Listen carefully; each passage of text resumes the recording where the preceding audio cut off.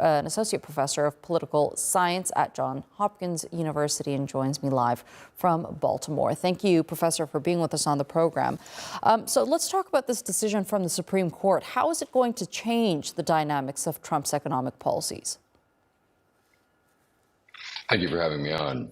I think that's an interesting question. I think overall, that as you've pointed out already in the program, the president has other tools that he can use in order to continue much of what he had wrought in 2025.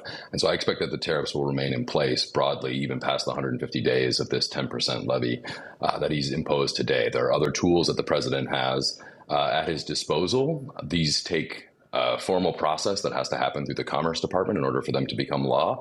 But I expect that he'll use those tools under national security exemptions and under what are called anti-dumping exemptions. And I expect that he'll continue to put tariffs in place, and that most of the countries that already have deals with the White House will abide by their obligations under those deals until new tariffs are in place. Let's talk about this extra 10% that he's put into effect officially. What will it affect formally, and will it further strain relations, because it is in effect for all countries? It is for all countries, and it is on all goods. The previous levies under IEEPA, under the legislation that the Supreme Court struck down today, those covered almost all goods, not quite all goods, but it's almost a one-for-one replacement of what was in place under IEEPA.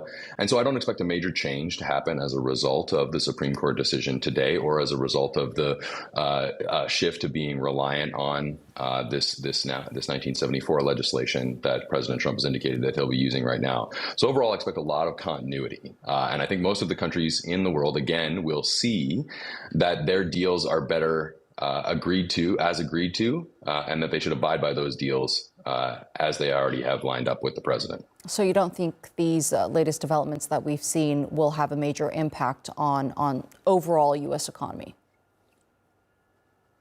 No, I don't expect that much will change.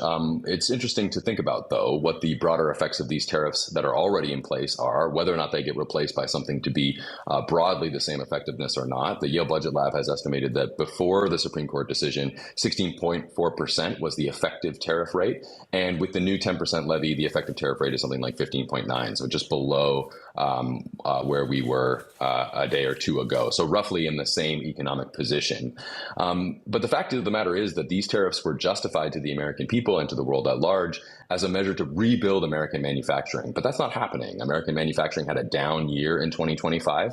So despite the protection afforded to it by tariffs, the American manufacturing economy is not picking up. And there's an important reason for that, which is that American manufacturing is dependent on imports. In a globalized economy, manufacturers need inputs that come from all over the world. And America's integration into global supply chains means that it's very difficult to execute a tariff-based protection policy that is supposed to bolster manufacturing.